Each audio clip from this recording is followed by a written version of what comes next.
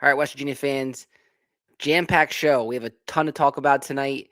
We have a wrestling update. We have basketball update. We have baseball news that came out today. Steve Sabins talked to media. So wanted to update the status of these teams and what's going on around West Virginia sports. Before we do that, if you're a West Virginia fan, please remember to like and subscribe to the show. We really appreciate it. Also, check out my new show on WVU Sports Chat, the Crossroads Show. Comes out on Mondays. Just dropped an episode today called Next Chance U about West Virginia and taking guys from Power 2 conferences and how they've revitalized their careers with West Virginia. So definitely check that out on WV Sports Chat channel. Really appreciate the support. That being said, let's get into tonight's show. So wanted to start off the show by going over yesterday's game. I thought West Virginia battled in this game, but they ultimately came up short. And it was just a tough one. There was a lot of things here to take from this one, some good, some bad. Want to start off with Ross Hodge dripping into the team. So I think sometimes as fans, I think some of the lazier takes has been around the program is that Ross Hodge is a soft coach. I've seen some people call him Neil Brown 2.0, but I thought it was awesome how he called a timeout early into that game to rip into his team.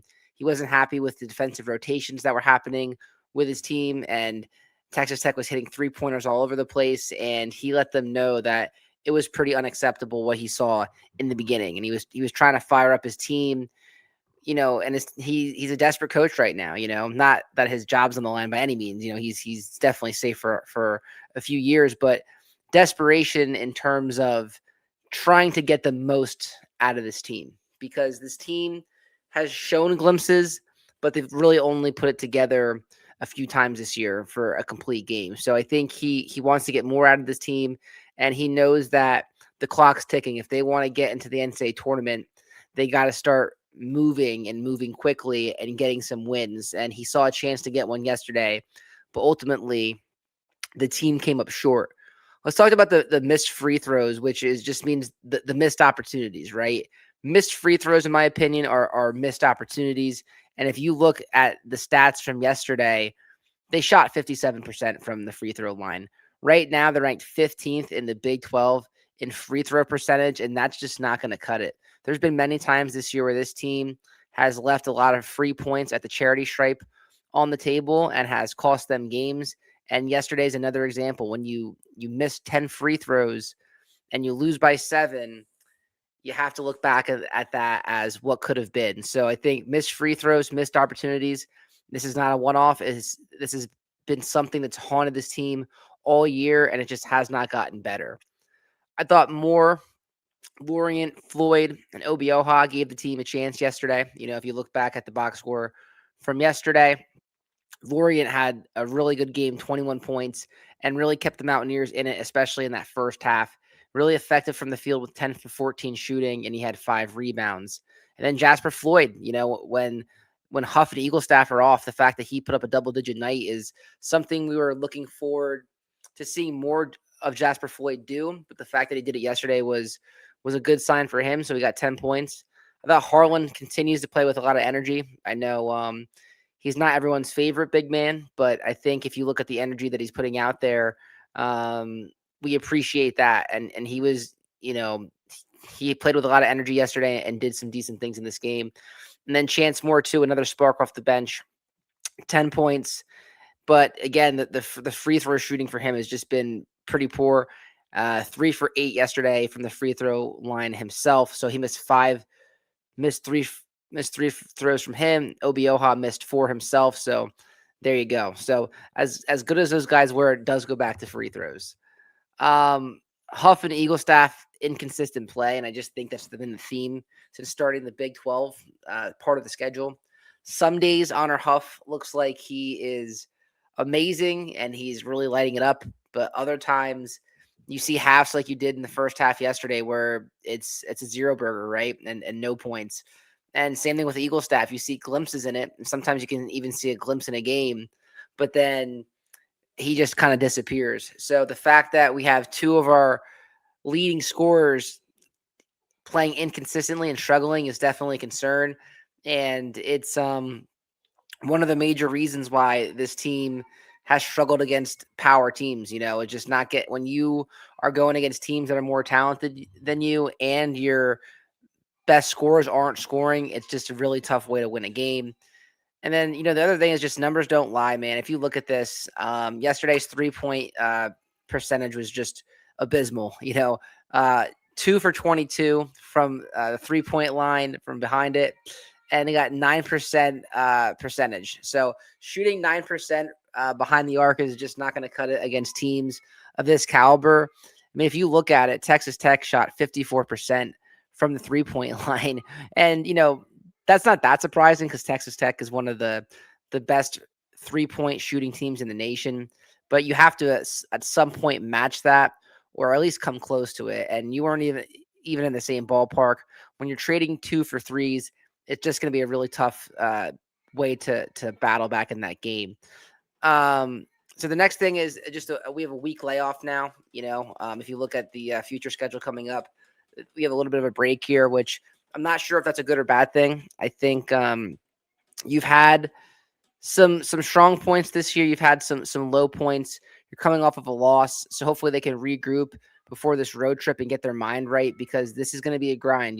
The season over the next few weeks is going to come down to these games, and it's going to be, if they can finish like 5-2, they give themselves a chance to possibly get in the tournament. If they are, below 500, they have absolutely no chance. So the clock's ticking on here. I'm not ready to throw in the towel yet, but with each game that passes, if we don't get another signature win, it's just going to be really tough. You have the win over Kansas, but you don't have another win besides that is that impressive this year. So the clock's ticking on that. And then the other thing too is just right now, West Virginia is just stuck in the middle tier of the Big 12 right now. They've they had that win versus Kansas, but other than that, they've beaten the teams they're supposed to for the most part, and they've lost to the teams that have been more talented to them. And a lot of times it hasn't been close. And it's just going to be interesting to see what happens at the end of this year, because if you look here, there's a bunch of quad one games coming up. UCF, TCU, Oklahoma State, BYU. So you have teams that are going to be in the quad one. What can you do with those opportunities? And I think that's how we're going to remember this team, is how they finish this season. And to really evaluate them, you have to look at this last portion of the season to see where they are at. Let's move on and let's talk about wrestling real quick. So wrestling had a disappointing weekend. It started off really strong for them. In the beginning of this match, they wrestled Missouri.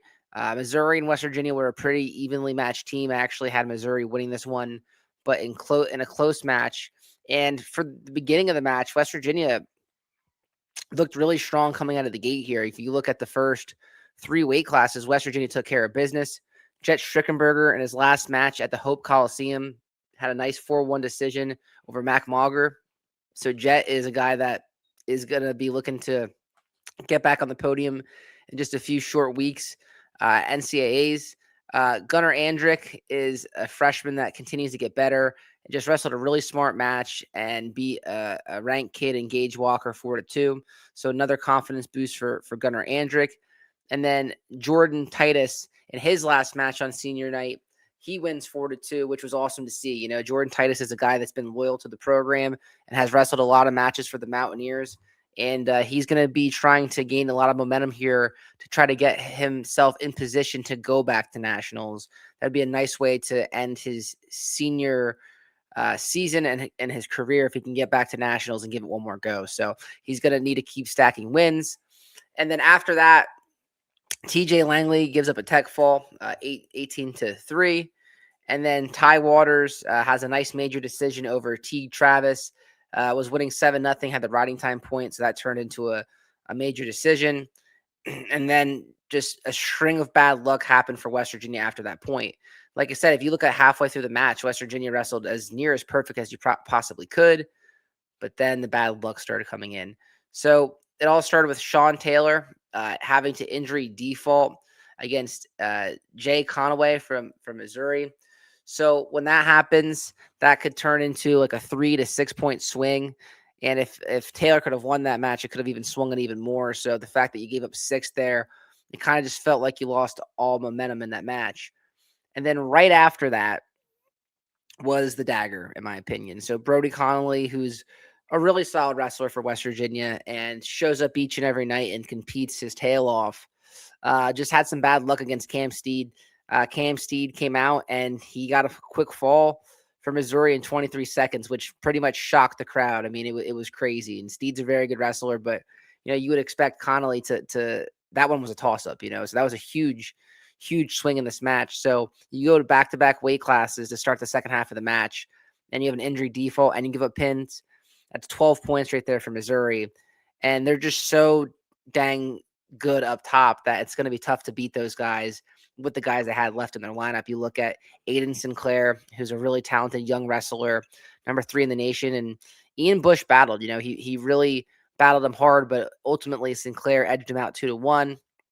And then Rude Lawrence ran into another highly ranked kid and Evan Bates, and he lost 7-4. And then Keller lost to the heavyweight from Missouri at the end. So again, I think the score was more lopsided than it actually entailed. Like I said, West Virginia just kind of ran into some bad luck, which really changed the match at those 2 middle weight classes. But Missouri is a tough team. West Virginia has not had too much success against them. So it just stinks that the opportunity kind of got squandered from a string of bad luck. So, the regular season now is really winding down for the West Virginia wrestling team. If you look at their season, that was the last home match on this past weekend on Friday. So there's no more chances to see this team at home anymore, which is crazy. The season's just gone that fast. And they have some big tests coming up this weekend. They wrestle at Iowa State in the Hilton Coliseum. They fill that place, man. They love wrestling out in Iowa. Iowa State has a nice win over Iowa. Their arch rival this year, something they haven't done in a long time. So Iowa State is a really good program. This should be a good measuring stick for a lot of our individuals to see where they're at. And then just a day later, they go into another pretty hostile environment in Northern Iowa at the McLeod Center. And that's going to be Saturday at 8:00 on Flow Wrestling. So I'll be tuned into these matches to see how the guys do as they get ready to put a cap on this regular season. And then they'll have a week layoff, and then they'll wrestle Lock Haven. They should be heavy favorites in that one. There'll be a few good individual bouts most likely, but for the most part, it's just about getting one more match in before you start hitting the individual portion of the season, which is coming up soon. So if you're a wrestling fan, you know that the way they judge you is how you do in the postseason individually. So a lot of things up for grabs for these individual wrestlers once the team portion ends. So you see here, the Big 12 Wrestling Championships are going to be March 6th and March 7th out in Tulsa, Oklahoma. So that should be fun environment for our wrestlers to wrestle in. And then the NCAAs, which are just super exciting, are going to be March 19th, 20th, and 21st in Cleveland, Ohio. And, we have guys that have a chance to make it on the podium and compete for national titles. So it should be exciting part of the season. If you're a wrestling fan, this is the best part of the season, and it's coming up in a hurry. And then the last thing I want to talk about is the baseball team. Baseball is going to open up their season on Friday for a 3-game set versus Georgia Southern in Statesboro, Georgia. A little bit warmer down there than it is up in New Jersey and in West Virginia. So should be a nice little getaway for the baseball team right now. I looked at it today for them, and it looks like it's going to be like 68 to 70 degrees. So not bad for a February baseball game there. They're going to play at 6:30 on Friday on ESPN Plus. Follow that up with day games on Saturday and Sunday down there against Georgia Southern. So then the other news that came out today is Steve Sabins actually spoke, right? He spoke today and had a lot of good things to say about the team. From what I've seen from him, he felt very confident in his team. He felt like his team is in a good position, and he just gave me a confident vibe with him. So let's talk about Ohio transfer Matt Inish. He is going to be the starting shortstop. He said a lot of solid things about him, thinks he has a high ceiling. So Matt Inish coming over from Ohio is going to be the starting shortstop. And then he really talked a lot about Division II players. And he said that West Virginia, no other program across the country has gotten more out of Division II players than West Virginia. and he said he's going to double down on that this year. He said he believes they got the top 3 Division II players in the portal. They all came to West Virginia, and he can tell that story. And he thinks they're all going to have a chance to be really big pieces for the Mountaineers this season. So that D2 pipeline continues to be strong for West Virginia, or at least it looks that way coming into the season. There, he talked about some of the newcomers and what they'll look like and their expectations. And then he also mentioned that Chase Meyer is going to start the year in the bullpen. So it sounds like he had a broken finger around Thanksgiving time, and he's back to his velocity. He can throw it hard in like the 97-mile-per-hour range, but not the innings. So you might see him go for like 2 or 3 innings or like 30 pitches, but for the most part, to start the year, going to be in the bullpen. Graveline and Kelly are going to split the catching duties 50-50. It seems like there's another kid coming in from JMU who's a young player that could see some time, but Graveline and Kelly are really going to be your catching guys, and he's had a lot to say about those guys. And then Guzman is going to start in center field, and he called him an extremely fast player, and he's super excited to see what he does this year. And then he pretty much revealed the starting rotation for this weekend. Chance and Cole, Max Yale, and Dawson Montiesa will be the starters on the hill for this series this weekend. So that is what Sabins said for this one. And then this one should be fun this weekend, just to launch the season. It's year 2 of Steve Sabins, and he couldn't have asked for a better year 1. I know they were on the doorstep of making it to Omaha, so this should be fun to see if his team can get off to a hot start down south this weekend. Georgia Southern's coming off a 28-31 season in 2025. I think they're picked 3rd in their conference, so they'll have higher expectations this year than they did last year. My couple of things that I want to see in this series is, what do the newcomers look like? I know Sabins mentioned a few of them today, but I'm definitely interested to see what this team looks like with the newcomers, and can they replicate the success that they had at their old stops? And then the other question is how long do the pitchers work? I know Sabins kind of talked about this.